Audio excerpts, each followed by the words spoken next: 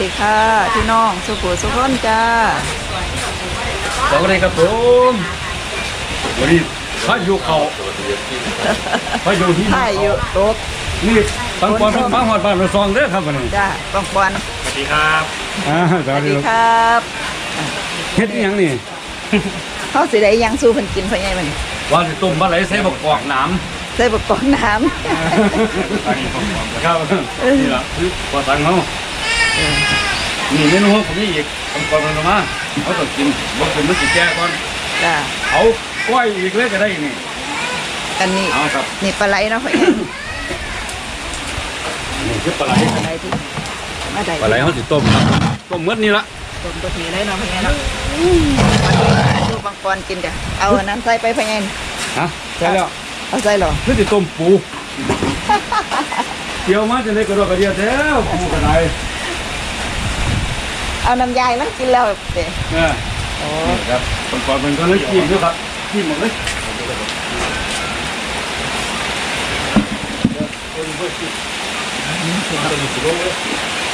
เดี๋ยวหมอเฮากับกำลังเดือดจ้า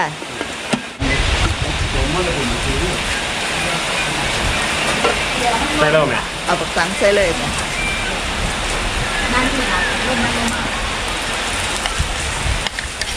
เดี๋ยวรอให้น้ำเดือดก่อนเฮาจะเอาปลาไหลใส่จ้ะ เดี๋ยวผมกินอะไรกินนี่แต่แต่ตัวเทียนนี่เป็นไรเนี่ยเป็นไรเดียวกันเลย จะกินปลาไหลไม่ ถ้าว่าเอินไอ้ฝันพอฝันนี่ที่ผสมเป็นฝันเลย แซ่บแซ่บแซ่บดี เห็นมาฝันแล้วเจ็บเอาเบิดรถเลยฝันฝันมันหน่อยเนาะ จะเอาไปกินกรุงเทพเนาะ โอ้ยเลยเราไม่ยุ่งเลยเอาไปกินเที่ยวยันคุย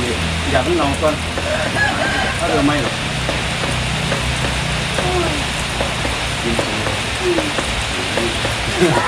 ทำมาได้เลยเรื่องจะบอกบอกทั้งว่าใส่เดียวสิ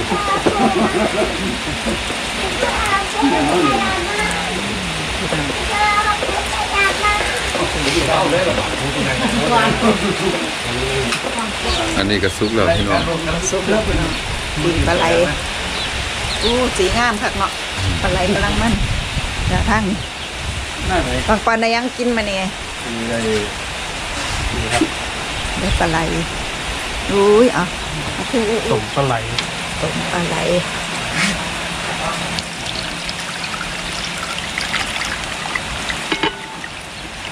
เต็มพอดี พอดีเลย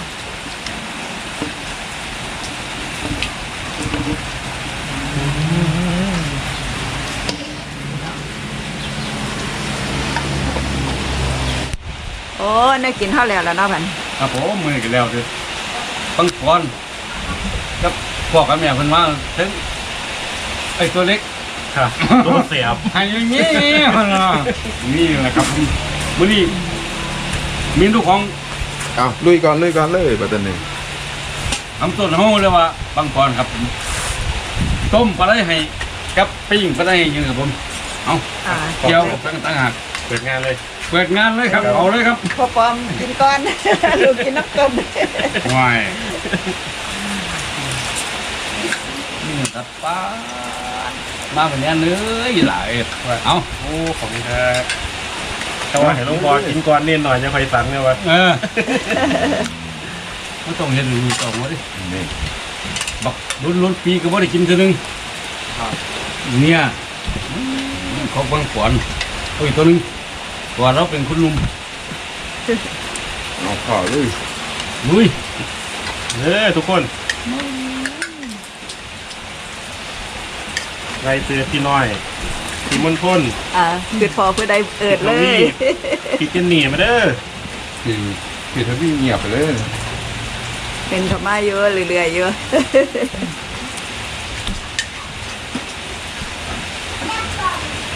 กินได้หมดได้อทำไม่กินหมดบ่ไรดิจับได้หลายที่ เตือนทุกคนครับ สุคน เก็บพอสาเหตุกันมันออกรสชาติเป็นจังน้อย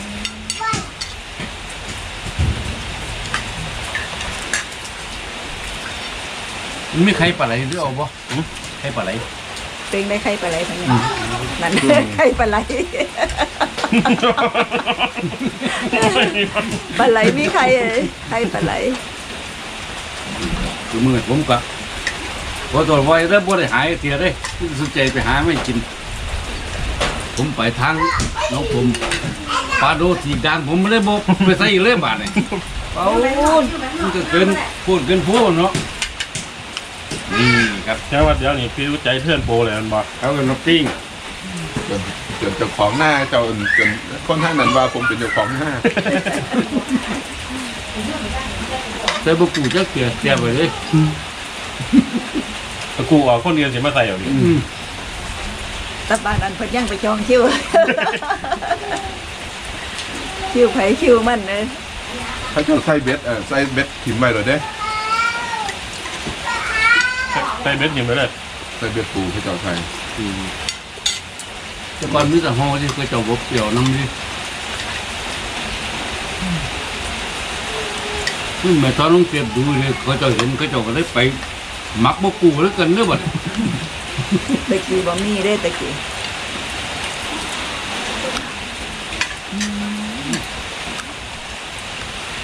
โอ้ส่วนมันน้อยแซ่บเป็นหลังเฮ็ดเองบ่พี่ แค่เตียงครับ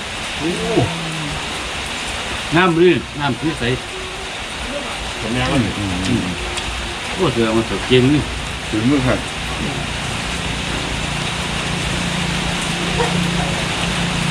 ชื่อผู้ใจ โอเคปะอะไรลูกจะมือกัน จะไปใส่แบบนี้เสียบ่ปานน้อยเสียเคยใครอยู่ต้องไปกินปลาไหล พอสดๆเลย เออ พอบ้านเฮามันสิแซ่บกว่าพอกรุงเทพ แต่ใช้ยังเด็กก็ว่าจะเว็บขาด เด็ดหาย2หลังหาได้หรือพอจังไง จะหายเรา ได้ง่ายแล้วเนาะ มันแก่เขาในปลาเขา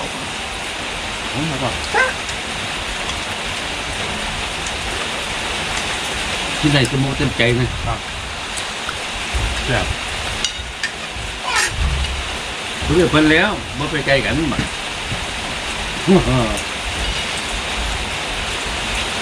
เดี๋ยวมื้อเช้าเนื้อก็แปลกว่าแต่เขากับยำตัวเดียวตัวเดียวเนาะตัวที่ตั้งมันสิเข้าอยู่หรอก เอ้ยกินข้าวยางออกไปเด้อ ตกงามอยู่นะ 3 ตัวเนาะ3หลังนั่นมันหาเทียงเขา2ตัวพุ่นน่ะเด้อ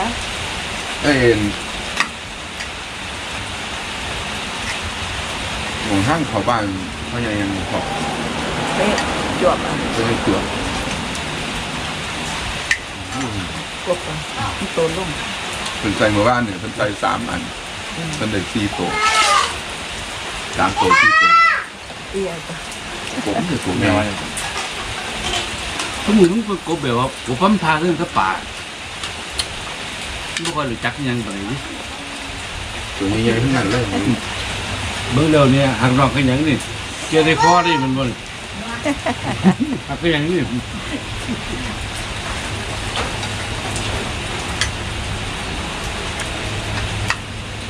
มด่าหลาน มัน น้อง โท่ม เลย หนา เรา ฝ ก็ นนอนมาโท่มฝนตกลิ้น ก็เลยเป็นอย่างงานจักหน้อยยังก็ได้ โถมดีๆอ่ะ เออ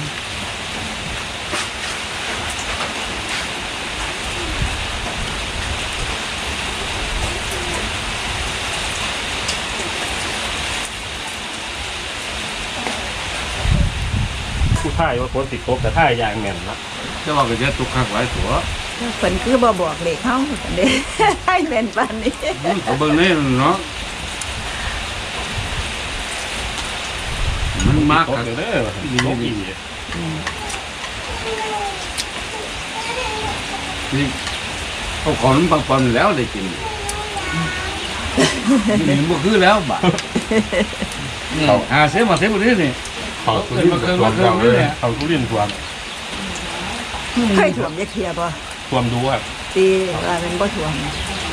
ทุเรียนท่วมอยู่ เพราะวันเขาโดนนี่น่ากลัวเด้อมันอันใด แต่ว่าหน้าอยู่ทุเรียนบ่ขาดน้ำนะ อันบ่ได้คือ อยากจะไหน อยู่ล่ะ ตี ซื้อ สิขึ้นหน้าพอหำนี่เนาะเรียกเดียวกันกับหน้าพอห เสื้อก็บ่โหดมานั่นดอก ของคนนี้ทำมันก็ได้ไอที่ซื้อกับท่วมนะ แต่เรียกตัวเรา ใช่ตอนเป็นเห็นหน้าปังเนาะเป็นยังไงเต็มเม็ด มันเห็ดหน้าปังได้เต็มเม็ดเต็มหน่วย หน้าห้องขักเนาะ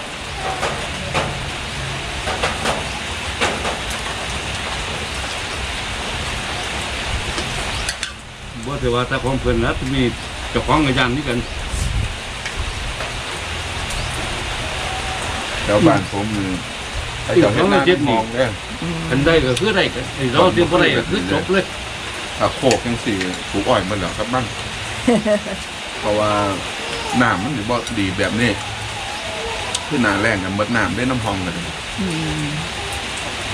ป่านเท่าหน้าบ้านปลาจอกมากก็ไม่น่าถ มันบ่หมดดิเขาดันให้บุ้มๆมาเลย เราอยู่สุรินทร์นะเขาจะเฮ็ดหน้าปีแบบสุดเข้าต่อหน้าปังเลยครับมีหน้า มันเหือกัน คือกันเตยอยู่นี่ส่วนมากก็จะปีใหม่แล้วทั้งที่เห็ดคนลังคนก็เห็ดเลย เรื่องสดแท่นกันอยู่เนาะ คันมาตาห่อนนี่เข้าใจว่าสิเปล่าเห็ดแล้วเพราะว่าคันมันบ่ห่อนเขามันบ่แตกบ่เกิดไหมอากาศห่อนๆนี่เปล่าพากันเห็ดเลย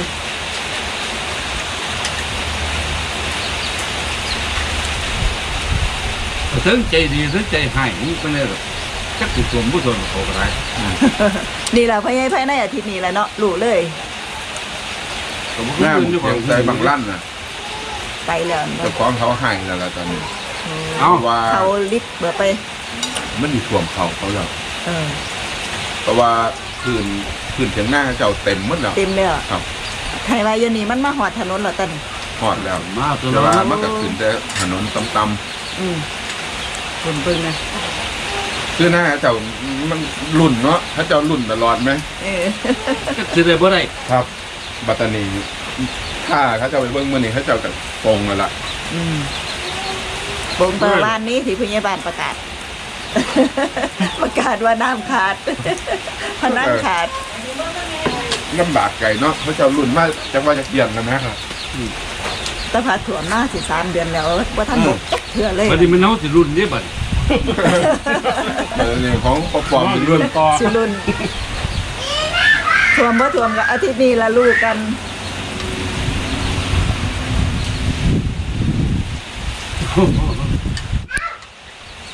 โอ้มื้อนี้ก็